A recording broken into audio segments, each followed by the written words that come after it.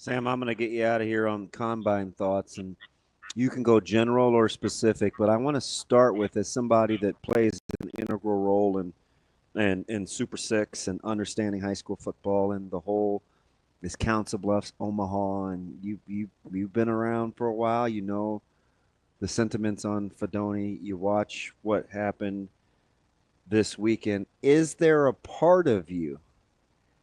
I don't want to ask a leading question, so I'll simply just say, how do you feel about kind of the journey of the start versus the culmination on what happened in Indianapolis with Nebraska's guys and in particular Fidone? I don't know how you could be anything but happy for Fidone for sure. I mean, he's worked really hard, and he's earned it. This is a guy that probably could have went and made a lot of money. He could have made some money at Nebraska, but he could have went and made a lot of money somewhere else in college this year. And I think he wanted to go take a shot at the NFL. I think he was ready. Instead of going and learning some other offense or trying to figure it out in this one, when it's obvious that they've got receivers that they want to get on the field, I think he was like, no, I'm going to go to the NFL. I'm going to do it there. I'm going to make my way, and I respect that. I really do. I think, he's doing it the hard way. He had 2 injuries that kept him out for 2 seasons, and then he came back and thought he played pretty well that first season back. I think this recent year they didn't maybe utilize him as well as they could have. And you may have thoughts on that too. Robinson doesn't surprise me. I thought he would probably do that. Tommy Hill didn't do anything. And then Nayor, well, that's why he was at Nebraska in the first place. It's because they knew that he has an incredible speed, size, skill, all those things. I think he probably needs to work on catching the football and getting open. Like that. That's the area where he can improve. But that's the reason he got invited to the combine is because of what he did. Like, he's an incredible athlete. And so I thought Nebraska got quite a bit out of him this year. There's other people that are frustrated. And, of course, he dropped the pass at Iowa, but that's not on Nebraska. That's on him. So I thought they got quite a bit out of him this year, given what he had struggled to do at Texas. I do feel like there was a little bit more that they could have gotten out of Fidone this year, and not because of anything Thomas did. I think they could have used him a little bit better, especially in the red zone. That is Sam McEwen from Omaha World Herald. Sam, we appreciate the time as always. We'll talk to you next week. Take care. Thanks, Sam. But I'll say before we head to break here, yeah. Go ahead. No, what were you going to say? Because that's weird that we were going to be on the same page. Oh, well, I was just I made a little bit. I didn't want to go to break yet either. I kind of made. That's what we do. We break. I kind of made a face when he made the comment that he said about Fidone. About, I don't know how anybody could be anything but happy for him. And listen, I'm happy for him. I want him to do well. I want him to make the NFL. But there's a large contingent of people that are not that happy. So I think it's because they want to be right. I don't know if it's they're not going to be. I don't know if it's because they want to be right. I think, and I was sort of I highly doubt it's because they dislike him. No, yeah, it's not that. I think there's, and I brought this up with Nair a little bit, I think Nebraska fans get very frustrated when they see guys that are going to play in the NFL and possibly have better NFL careers than they did in college. I think that drives Nebraska fans crazy, and it kind of should. Like, when you've got that level of ability on your roster and it doesn't translate into production, that's incredibly frustrating. So I don't know if they're not happy for Thomas Fidone, but I do think there's a contingent of Nebraska fans that aren't happy about how this played out. Well, I mean, and that's a different thing. I get that. Sure. And I have to be careful because I don't want to read a couple of comments and then say, oh, that's how people feel. Sure. Right? Because I go back to the Painter thing where we had the fantastic discussion, which maybe was one of our better shows, about, hey, the fans aren't the ones that tweet or whatever, and kind of, made this distinction about, like, let's take a look at the things that haven't gone well and what can we change there. And sometimes just be positive. Just be supportive. Now, I love kind of your response initially about that day where it's like, okay, but we're not just going to be like, stand by the road and cheer regardless of what happens. Yeah. I'm not saying that. Yeah. I understand that. But what I will say is, even with a couple of comments in here, right? It was, well, Nair single-handedly cost us 2 games, which is absolutely untrue. Mm-hmm. But I know there were some critical errors. the Sure. person that said that is definitely not alone. For sure. Especially with Nair. Nair more than Fidone, I would say. Like not alone. Yeah. Although I do feel like there are people that never came back around on TF. Yeah, and I think there just wasn't enough for them on the field to make them come around. Because you know what happened with the whole transition, and this quietly happened. And I'm going to set this up. We'll take a break. I'll tell you what quietly happened when Sat went back to tight ends full time and Holgerson came over on offense. He kind of disappeared. Other guys emerged. There was a lot of I told you so's, and then he came back. Yep.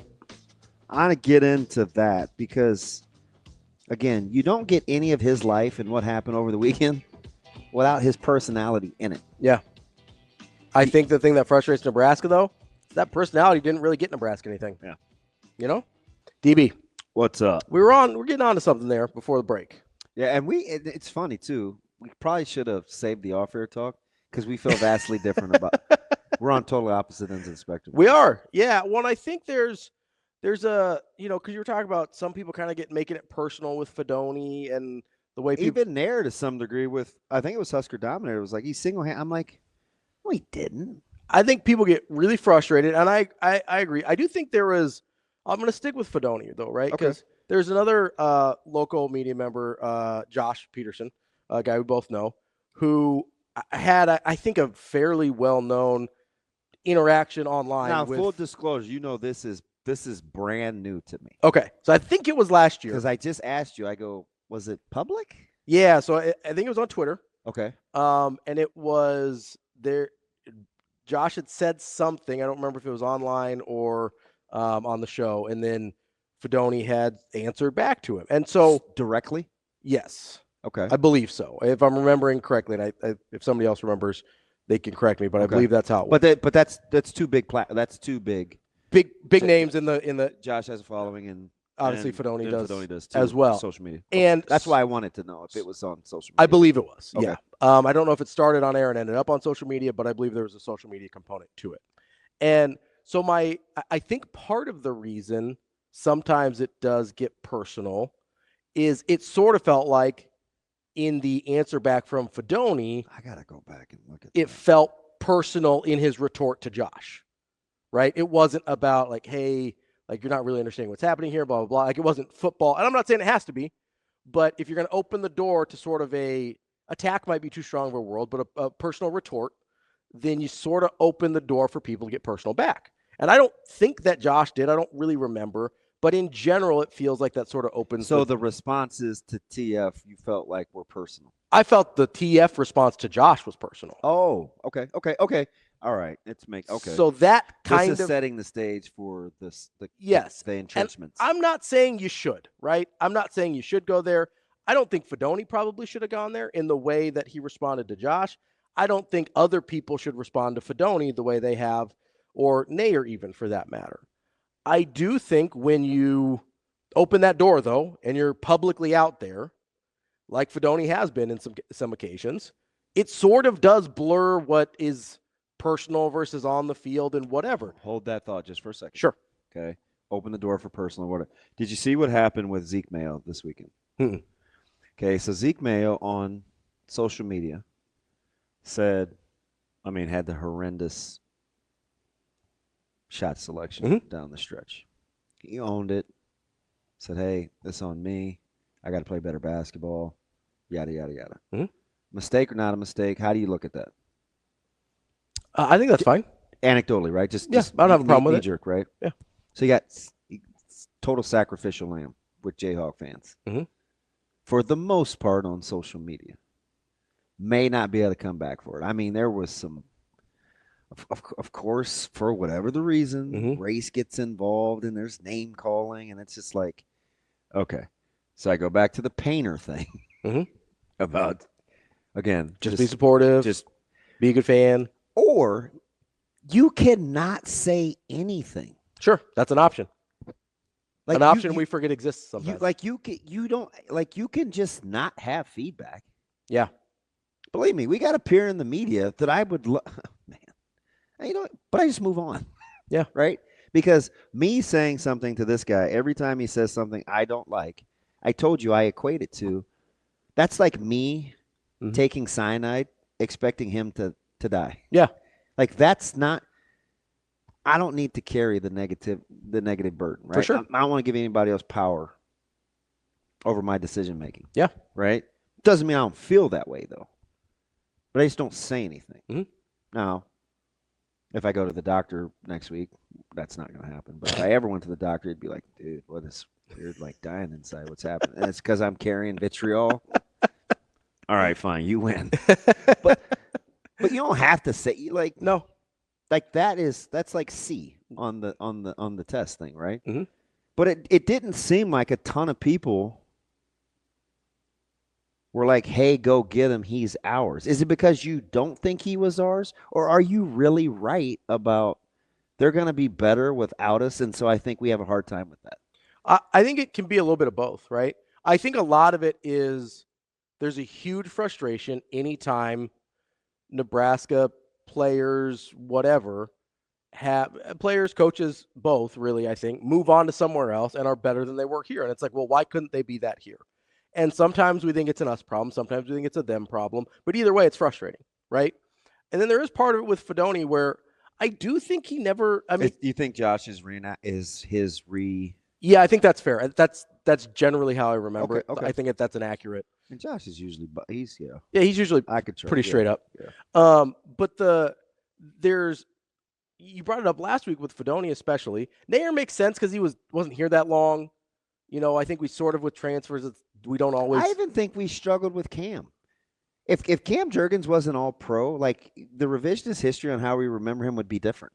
But again, he feels like he's better as a pro than he was at Nebraska. That's how it seems. I don't know if that's true, especially his last year and a half at Nebraska, but that's how we feel about it, right? I don't think very many people his first couple years at Nebraska would have been like, oh yeah, that guy's an all pro. Now that's one of the things Scott Frost got right, is the calling out of Cam Jurgens as being that type of guy. But I do think with Fidone especially, because he was here for so long and didn't play because of the injuries, and then when he did play, didn't really give you a ton. I do feel, and then you also have the public persona of... How many receptions did he have last year? I'd have to look it up. I don't have off the top of my head. I would guess under 400 yards a total of receiving yards, though. You like top 2, top 1 in receiving? Yeah, but is there any receiver the Nebraska fans feel good about this year? I just sometimes I ask that question just to take self-inventory in the moment. Sure. Sometimes we just got to get over ourselves. Maybe. But I think you put it all in the same package of he's out there pretty publicly, kind of clapping back at people. He didn't live up to expectations, regardless of what numbers he had this year. He didn't live up to expectations of what he was as a recruit, right? Is that fair? Although you would think 4 stars get drafted. I mean, production. 4 stars get drafted. Yeah. Okay. But his production at Nebraska didn't live up to what we would expect out of the number 1 tight end in the class. I think sure, but if you want to be that linear, back at you. With a guy that's ranked like that in high school, what's the expectation level? Didn't make the NFL. Okay. Now, and I can also go, hey, it's not like Nebraska's quarterback situation last year with Sims and Harburg and everything else was going on, allowed for a lot of production from receivers. So we can make that argument all day. I get that. This is not a Thomas Fidone in a vacuum thing.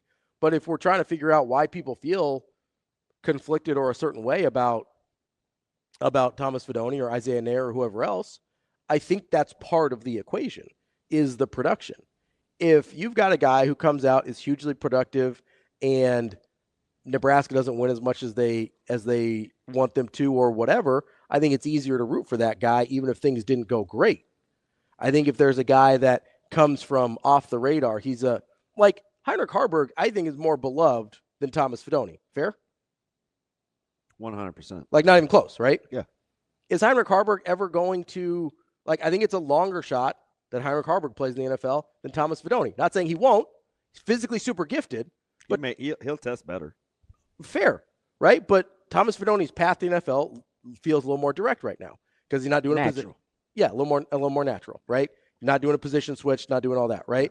You've got a guy in Heinrich Haarberg, though, was not highly recruited, was not highly touted, didn't really ever think thought he may never play prior to last year. Like, that's a guy that, because of the expectations, we're going to feel vastly different about him. And what does he do publicly? What is his persona publicly? H2? Yeah. He's well received. Salt of the earth, well received, never says unselfish. Never says a crossword to anybody, ultimate teammate guy, right? And so you ask the question, hey, you don't get this life without Thomas Fidone in it, right? You don't get that version of him making the NFL and overcoming injuries and stuff like that without his competitiveness that also leads him to make some comments online and stuff like that. My question is, what is the benefit that Nebraska fans got from that mentality? That would be my question. Like, what's the positive? For him, I get the positive, right? He overcame, he came through, he's going to have a chance to play in the NFL. But for Nebraska fans, what did they get from it? I don't know. I want to say nothing. And that would be close to correct, I think. They didn't get, and so that's why it's hard to accept the competitiveness and kind of the mean streak for fans. For Nebraska fans, I think it's hard to embrace him with the competitiveness and the mean streak and kind of the edge, because it doesn't feel like, as a fan base, we got anything from it. Okay, so generally speaking, I think this is how we feel about the program.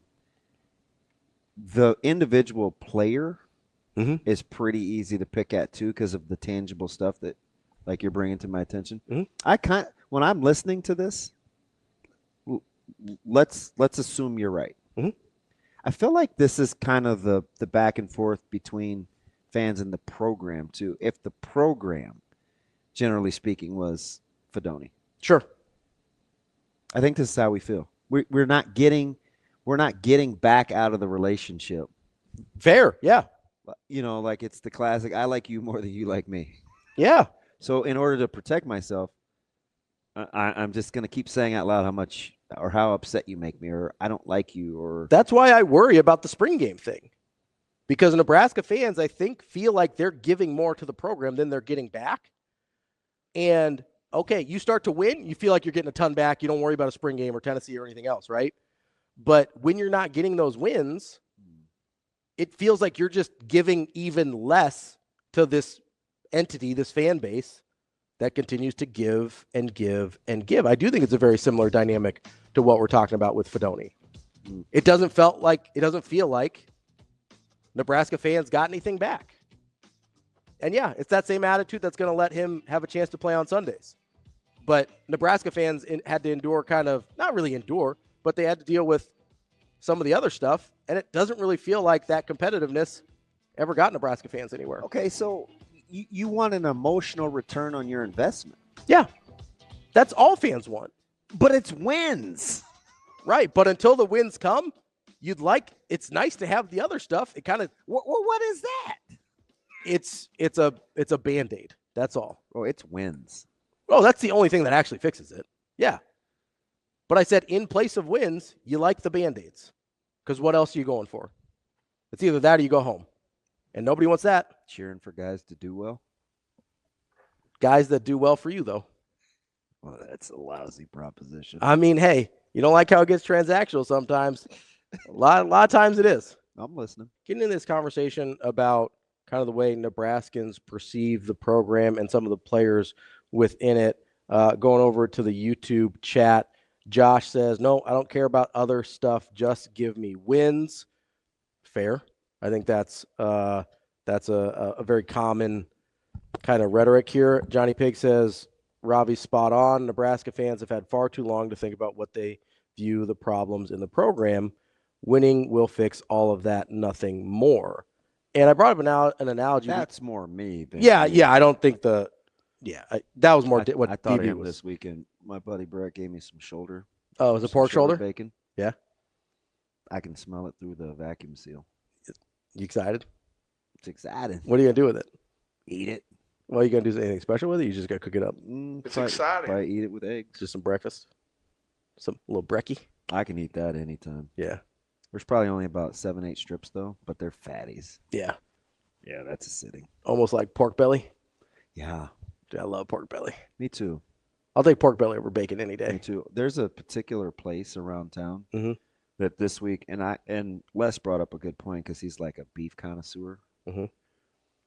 That there's a place around town that's got $4.99 a pound for 80/20. Mm. I haven't seen $4.99 for ground beef It's been a while. for a minute. I used to go through a lot of ground beef, and this is a couple years ago now, and about $4.99 was the price I'd look for. 89? $4.99, $4.89? $4.99, what? Yeah, $5 basically. haven't It's been a couple years, I think. It's been a minute. Yeah. So I sent it over to him because he's traveling. He was out in western Nebraska, but my man Boyce turned me on to it, and I'm like, I think this is good, Mhm. but I haven't had to buy ground beef. Like I'm dangerously low on beef now. Yeah. Yeah, and but I couldn't restock with a cow because of the air conditioning unit. Mhm. So I'm like, I forgot a good number. Oh, for what? Like per pound? Yeah, Yeah. but I think that's a good number. I think so. Yeah. It's what I was again, like I said, it's what I was looking for a couple years ago. Then he made me a little gun shy because this morning he was like, I don't know. I may worry about quality. I was like, Yeah. I do go because I think I was doing 80/20 because you get to like 90/10, 93/7. It's a little too No, lean. I want good fat. Yeah. I want good fat. You get a little too lean there. You don't get the flavor and stuff that you want on that. So, no, I get that. I think that's a pretty good number. So, I'm just going back to this deal. So I'll let you think about it here for a second. I gave you an analogy offline, right? There were several, and I was perplexed. But there was I think the relationship between Nebraska and its fan base is right now sort of like a bad relationship between like romantic partners, right? Where you've got one person, and this isn't all of the fan base, but I do think it is a section of the fan base that kind of deludes themselves into thinking the relationship is better than it is, right? Nebraska, let's be honest here. Josh said this earlier, not a good return on the emotional investment. You were a team Josh this morning. He's riding with me this morning. I told you. He's not always going to say what you want, but usually there's some truth to it. There's some gunk in there you can take with you. But and I think he disagrees with me all the time. So this is but that's how we started 2 years ago. So it's probably a one-off. That's okay though. No, I'm telling you, he's all right. But there hasn't been real good return on the emotional investment from program back to fans he said about a decade. I think that's fair. Because we always say 20 years. It hasn't been that bad for 20 years. The past decade, I think, is fair. But you do have this situation where fans, and I agree with him, and I agree with Johnny Pig, wins is the only thing that really solves it, right? On the emotional return. Yes. But much like some people do in romantic relationships, they will fool themselves into thinking the little sprinklings of affection here and there. Getting flowers. Going out on a date every once in a while, whatever, right? He brought home some chocolates, whatever, is actually a healthy relationship, even though he's bad to you the rest of the time, or she's bad to you the rest of the time. See, but you know what's funny, though? Yeah. That's how I look at the spring game. The spring game is flowers. No, it is. I agree. But if I can't have a good relationship, at least buy me the damn flowers. That's my point. I'm like a 50s housewife here. A divorce isn't an option. No, you're like in all caps. You know what I mean? Like Why are you yelling? I'm not. Yes, TK's right. It's the piece of cheese. The spring game is the piece of cheese on the crap sandwich. Weird. He uses my my kryptonite to make your point. You're always mad at TK, and now you're riding with him? Yeah, because he's proved my point. There's nothing like a good piece of cheese, though, TK. I'm very conditional.